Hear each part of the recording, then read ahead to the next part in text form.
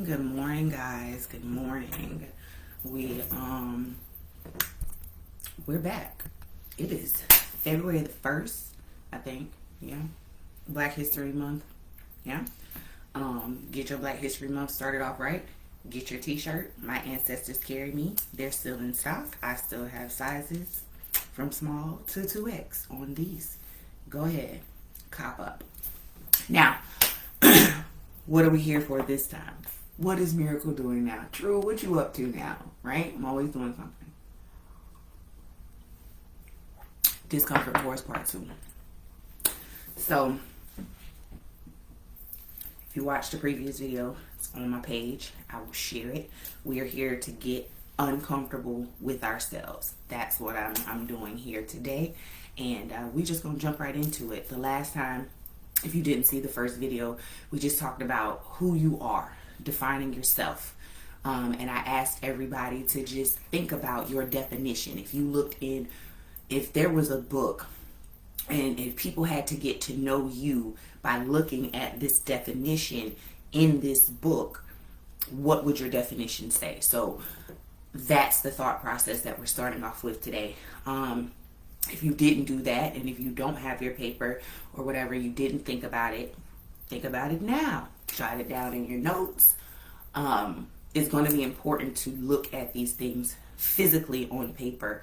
The reason that you need to write things down is you're manifesting and you're releasing at the same time. So when you have a thought process that you either haven't been able to complete, haven't been able to get out, and you write it down, you're now putting force behind it. You've already gotten further than you've ever been just by writing it down.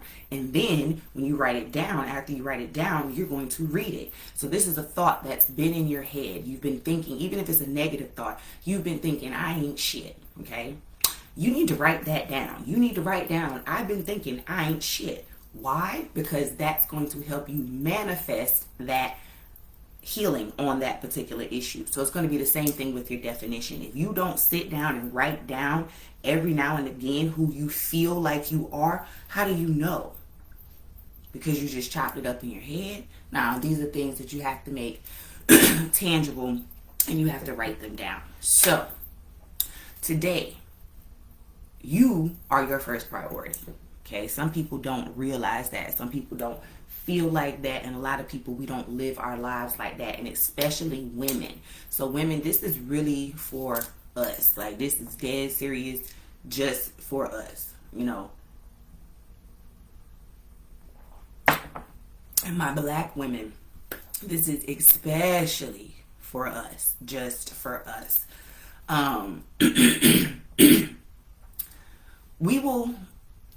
We will say that we are taking care of ourselves. And there are a lot of different ways for women to take care of themselves, right? When I asked a group of women, what do you do to take care of yourself? One of the main things that we say is, we get our nails done, we get our hair done.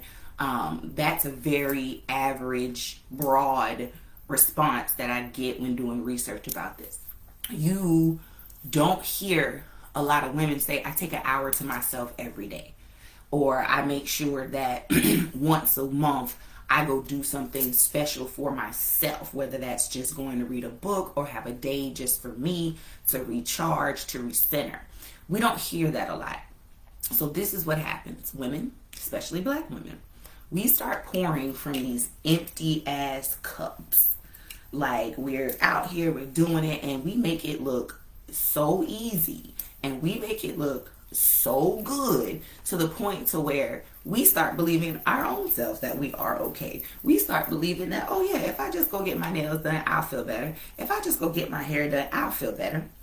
Those are things that do that. They make us feel better. There's no doubt in that. But my question is, what are you doing for your soul? What are you doing for your definition each day? What do I mean? So again, my definition, my first word in my definition is black. Because before I was anything, I was a black woman. Inside of my mother, I was a black woman. So that's the first and foremost thing for me. What am I doing daily for me being a black woman? I keep pushing. I raise my children right. I try to educate myself more on my own roots and try to expand and break out of what I was taught. That's what I do for me as a black woman. What do I do for me as a mother? I don't kill my kids. I'm just playing. For me as a mother, I pat myself on the back every now and again, which is something that I used to didn't do. But you have to pat yourself on the back. We've been taught that we're not supposed to give ourselves credit for certain things. Yes, we should. We should give ourselves credit for the simple things like maintaining a household, making sure your children are straight, because there's a lot of people in the world who don't do that. Think about it like that. You're not beefing yourself up for doing what you're supposed to do, because a lot of people don't. So you're pat yourself on the back for doing what a lot of people don't. So scientists, what do I do on a daily basis to care for me being a scientist? I read, I research, I make shit, I product test, I listen to requests. I'm feeding my definition. You have got to feed your definition. So what ends up happening is that we are feeding everybody else around us. Black women, that's what we do. We don't know how to do anything else other than take care of everyone else around us. But we have got to take care of ourselves first. However it is that you have to do that, you got to fit that shit in. How do I take care of myself? I don't take care of myself right all the time. Let me just say that. I don't eat right. And when I say that, I don't overeat. But sometimes I will not eat, which is just as bad as overeating. Throws your metabolism off, depletes your vitamins. Like, I have my own struggles. So please never feel like I'm coming up here to sit up here and just lecture because I got all this shit together. Yeah, no. I'm here because if I was in a different space and if I could hear some of the things that I'm hearing now, if I could have heard those then, I would have been at this point sooner. So we do so much for other people and we're taking care of everyone else. But we as black women have to find out and have to create a time and a space for you to take care of yourself, for you to take care of your soul. Black women, you have to stop and take care of you. If you do not stop and take care of you, there's nothing left for anybody else. And then you're really doing others harm. And you end up harming yourself. What do I mean? We black women will deplete our own energy. We will deplete ourselves. And then we will expect a man or a counterpart, a mate, to compensate for that. That is the biggest mistake that we make. I hear more women telling me, and y'all can get mad, y'all, I don't really care. I don't give a shit that you get mad at me because I'm going to tell you the truth because this is what it is. I hear more women telling me that the troubles that they have with men, right? He didn't listen to this. He doesn't understand this. He didn't do this. He didn't do that. It's always he. It is rare that a woman comes to me and says, because I feel this type of way or because I'm insecure in this way, I've created this type of environment and this is his response. I ain't never heard that shit. I ain't never heard a woman come to me and say that. So I know niggas don't hear that shit. Like, I know niggas don't hear that shit. So it's that piece. If your cup stays full, half full, half empty, however the fuck you want to look at it. But if your cup stays full to a certain threshold, it's not going to matter what a motherfucker put in there to take out. Because your cup's always going to be good. So we have to make sure that our own personal foundation, we be wanting men and our mates to have this mystical, magical foundation for us that we don't even have for ourselves. Because we don't know who we are. We don't know our definition. That's because we be waiting on a situation, a job, a relationship, someone else to say some shit to you to give you value. No. Find your definition and you keep your value. You find your definition, and when somebody calls you something other than what you've defined yourself as, it's going to trigger something in your brain. It's going to trigger a response to be like, yeah, no, that's not who I am. But you can't do that until you know who you are. So what happens is that we don't even have a solid foundation ourselves because we don't know who we are. We're still answering to the things that were pushed on us as children. We're still dealing with childhood trauma. We're still dealing with daddy issues. We're still dealing with trust issues, things that have to be in check before you be in any successful relationship. We still be dealing with those things, and then we get in a relationship because that's what we feel like we need. But the reality is you need to build yourself up to a certain point, and the best way I found to do that is by knowing exactly who you are at any moment. When someone asks you this question, you can answer it, and it pulls up these things out of your soul. So when you're saying these things, you're not just saying them. When I say I'm a mother, I feel the strength that I get from being a mother and surviving birth and raising these children. When I say that I'm a scientist, I feel the gratitude to my ancestors for allowing me to have those gifts and to harness them.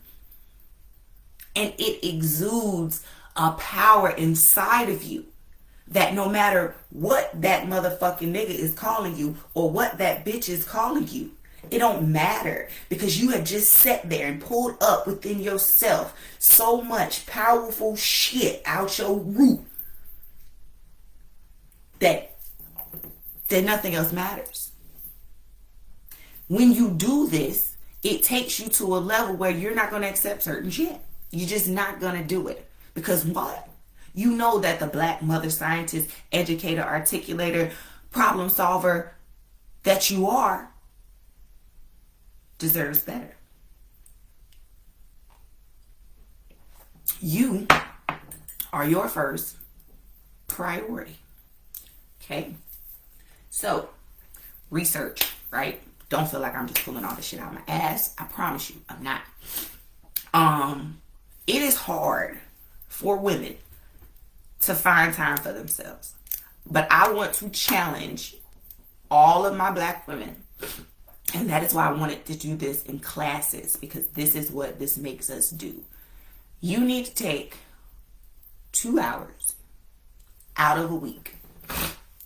2 straight hours out of a week to yourself. And when I say to yourself,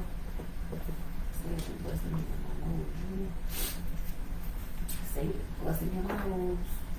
So yes, I sage my products every morning. Keep the energy around y'all products blessing. So anyway, you have to take 2 hours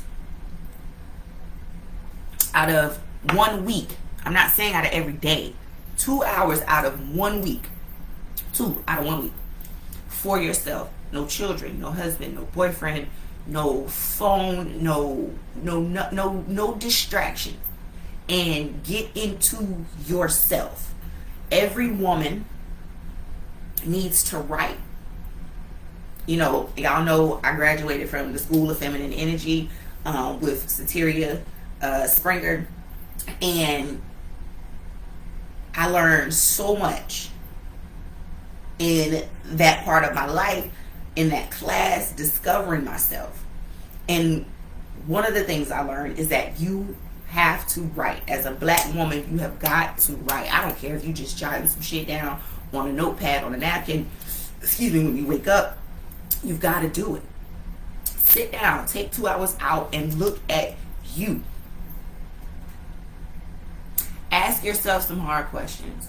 Who did I manipulate this week? Who did I lie to this week? How did I feel about myself in general? And why did I feel that way? Is this who I wanted to be this week? Was I the best me this week? What effect did I have on others this week? What did I expect people to just understand that I didn't verbalize properly? How could I have done better? This is what I did good. This is what was better than last week. You have to take this time to do these assessments. Because if you don't take time to sit and take a look at yourself in a slightly stepped back view, you're only going to see what you want to see. You're only going to see what is favorable for you. So I challenge you guys to do that. Take up about 5 more of your minutes. The next thing, it is very important to understand that you can be dialectical. And all dialectical means is a fancy word that therapists use now to say you can feel this way, but you can behave opposite of your feelings. I always tell people that shit. You're entitled to feel however you want to feel, but you are not, women, entitled to act however you want to fucking act. Say it again. You, black woman, are entitled to feel however you want to feel, but black woman, you are not entitled to act however you want to act and have attitudes and be abrasive. We got to do better. So why do we talk about this? Once your cup gets to a certain level, of fullness, and no matter how it shifts, no matter who gets on your nerves, no matter who tries to throw you or what tries to throw you off your rocker, after a while, your responses are going to be those of a person whose cup is full, not of a person whose cup is empty. You're going to notice that things that used to bother you don't really hit your radar anymore, because you realize certain shit just don't even pertain to you because of who you know you are. Just don't worry about certain shit because it don't pertain to me because of who I know I am. Doesn't bother me. Motherfuckers talk about me. Keep that shit over there. Just don't bring that shit here. I don't give a shit. You wanna know why? Because I know who the fuck I am. I just want to know why my name in your mouth. That be my question with that. So get to a point to where your full cup keeps you full, so that you don't even really get hit with the bullshit. But you have got to write down, look at it on paper, and see who you are. I want everyone to write down things that your family used to call you. So I'm going to give you an example. I got 3 minutes. My family used to call me a worrywart. And I think really, really wholeheartedly that's where my anxiety came from. I was always told, you're a worrier, you're a worrier, you're a worrywart, you're a worrywart. And I do a lot less than I do now, because I'm realizing who I am. And the more I realize who I am, the less my anxiety goes down. This is 20. So it's been about 6 years. In 6 years, I went from taking medication for anxiety and depression and other mental health issues every day. And in the past 6 years, I've only had 2 anxiety pills. I've only had to take 2 anxiety pills in about 6 years. I'm doing damn good, okay? And that's because True Essentials. And I know who I am. And the things that used to bring me anxiety, all of them don't hit my radar no more, because I know who I am. So I want to challenge you guys to write down what your family used to call you. My family used to call me a worrywart all the freaking time. And I want to say that was the most negative thing that I got called, but it was like all the fucking time. Like, so that manifested into anxiety into my life. So write down those names that, people used to call you, your family, your friends, those type things. And Spike, I used to get called Spike. My daddy must have knew I was going to be dead. Anyway, so write those things down. Why are we writing those things down? Because we got to get them out. We got to decide, are we going to add these things into our definition, or is this something that doesn't suit me anymore? Is this something that doesn't look good on my soul anymore? Is this something that I've outgrew? Is this an old habit, an old thought process? Is this just a pure curse? that they didn't know no better. And that's what happens. So writing it down is your first step to manifesting it away or evolving it into something else. So I appreciate y'all for watching. Coffee and discomfort. True. Get your t-shirts. Black History Month. I love y'all. Questions, comments, or concerns, please feel free to inbox me.